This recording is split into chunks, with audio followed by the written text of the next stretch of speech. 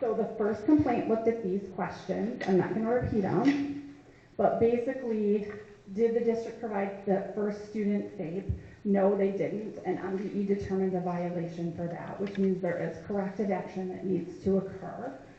The second question of did they follow the requirements of IDEA and MARS for this particular student?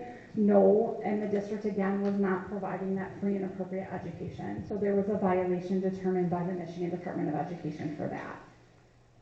The second complaint, there are the questions, and then again the answers were no, the district did not provide FAPE, so there was a violation on both of the questions asked for the second complaint as well. The third complaint was a little bit different in looking at were protections provided around that removal for the student. They did determine that the district didn't remove the student. The parent brought the student home voluntarily, therefore protections were not required. So in that case, the Michigan Department of Education said there was not a violation to that issue that was looked at. The second one around did they provide the requirements of IDEA and the MARS rules? Again, no, for that student, that the free and appropriate education was not provided for that student. So I know that's a lot of information. What that gets us to is, what do we do now? What do we need to do with all of the information that was provided? And this is the corrective action that will be required on behalf of the district. This is the piece that the district needs to take action on. So the first thing I want to do is kind of highlight, there were 8 student level corrective actions, meaning things that we need to do with individual students. And then there are 6 district level corrective actions, and I'll go into those. The important thing is that there are additional student level corrective actions that could be issued pending the results of some file reviews, and I'll explain those in just a second. So these are the student level corrective actions. So as I said, there were 7 students in the secondary classroom and then 1 student in the elementary classroom.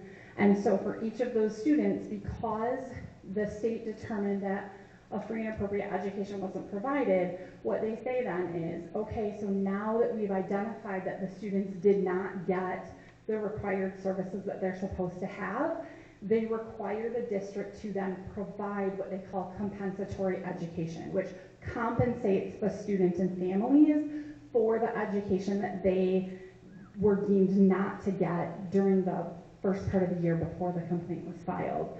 So you'll notice for each one of the students in that secondary classroom, there's 12 hours of compensatory education that's required. There's a few others, based on if a particular student needed speech and language or needed occupational therapy services and didn't receive them. There's times listed under those individual students. And your administration knows who the individual students are. They have the names. For the purpose of this, we didn't want to include them. Sorry.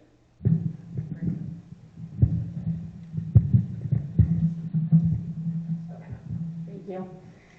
And then for each one of them, they need to convene a new IEPT meeting. So they have to develop that IEP to make sure that the student's present level of functioning aligns to the goals, aligns to the services that are provided for students.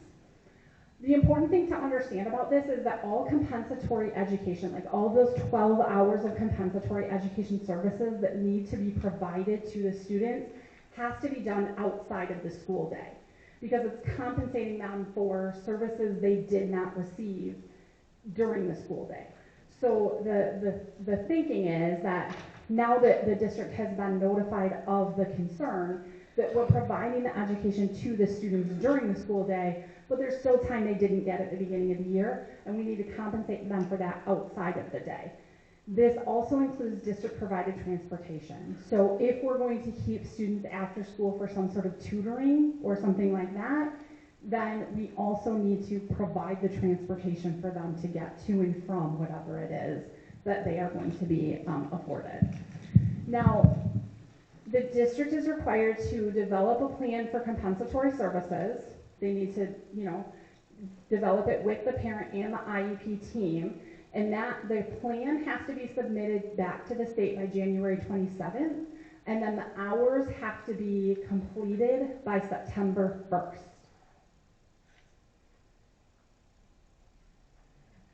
Now for the district level corrective actions, we're getting this one checked off right now because at the board meeting, a representative from the ISD has to present this. So we'll be able to check that off. Well, I guess we have to do the public school board as well, and then we'll be able to check that off the list. So that'll be one of the corrective actions that we can get taken care of. The next one, and remember where I said there could be more student level corrective actions, that's where this one becomes a little bit more important. What the state is asking us to do is for every student with an IEP in the district, which is between 130 and 140 students, they want us to conduct a student file review that includes this information and looks at the student, how many services they should have received to this point this year, how many services the district can document that they've provided this year, and then how many still need to be made up. And so we need to submit that information to the state, and then the state might come back and say, all right, for every one of these students, this is how much compensatory education needs to be provided. Now, we have started at the ISD to pull some of this information to support the districts because we do have access to it. So I did share with district personnel a list of all of the students, their grade, how many services they should have gotten to this point.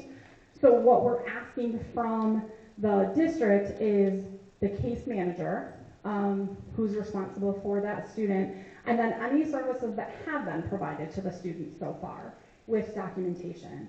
And then if we get that information from you, we will then figure out how many hours need to be provided. We'll figure out, that's up to the state, excuse me. We'll figure out how much of the time and services were missed. That we have to submit to the state, and then the state comes back with a recommendation on compensatory education. The important thing to remember about this is it's not necessarily one-to-one. So if you missed like an hour of resource time every day, it might not be that many hours with compensatory education. It's usually less, but it will still be something to compensate for the students that missed those services. The next one by January 15th, and we're working on this, we're not quite there yet, but we will support you with this as well. The state is asking for a review of all special education and related service providers, including substitute teachers. So anyone that's certified to provide services to students, they want to know how many providers you have, which we can access with our system, and then want to know what their certifications are, and then what is still needed. So we can do that in supporting you. The job postings themselves for what is still needed are going to need to be posted by the district, and then there needs to be a plan created to recruit and hire special education and related service providers.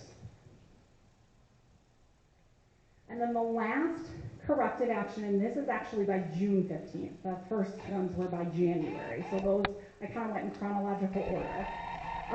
By June 15th, there are 3 things that the district needs to revise or develop procedures on. One is regarding how to develop an IEP so that staff and personnel understand what needs to go in the IEP. One is procedures around IEP implementation. What do we do once the IEP is written, and how do we implement it for the students? And then the last one is revising or developing procedures to ensure that all students have access to the personnel necessary to provide those required services in an IEP, and then that they're adequately provided a copy of the IEP. And then also that IEPs are convened with all required team members. So there needs to be written policies and procedures around those 3 areas, and then you need to train your staff. And so you're going to need to provide proof of professional development for all relevant staff around the new procedures that are either revised or developed. And that concludes the findings from the 3 state complaint investigations. I understand it was a lot of information. And like I say, the reports are thick, but you do have access to them. We tried to kind of pare it down to the most important information that you needed to know. So, thank you. Question. Yes, ma'am. In the finding of the facts, looking at each student A, B, C, what are the significance of the dates in April and May, is that when the issue started, or? Do you mind if I look at what you're Yep. asking about so I can be clear? Like at the beginning. Oh, okay. So that is on contact logs. So when a service provider, like if I'm a speech therapist and I go work with a student, right? Like I'm supposed to work with a student according to their IEP, say 20 minutes once a month or twice a month. Then when I go and work with the student, I'm going to create a contact log. And that then is what we provide to the state in the evidence that if a parent comes through and says, well, my kid didn't get speech services, then we have documentation to say, well, on these days, the speech therapist met with the student. So that, when the district uploaded contact logs, those are the dates that were provided for the services that they could document. Okay, so the findings would indicate that there were issues with said services before the 21-22 school year ended and up into the 22-23? So there are a couple pieces that are important within these findings. The one around not providing the services and not ensuring personnel, that is definitely a 2022-23 school year piece. There are also some things in the findings around the development of the IEPs, and that would be more prior to. So there are a couple pieces that like were inherited into this school year, and then there are a couple pieces within those findings that are directly from this school year. You're welcome. Any other questions? Okay. I realize that was a lot of information. Thank you so much for your time. Thank you.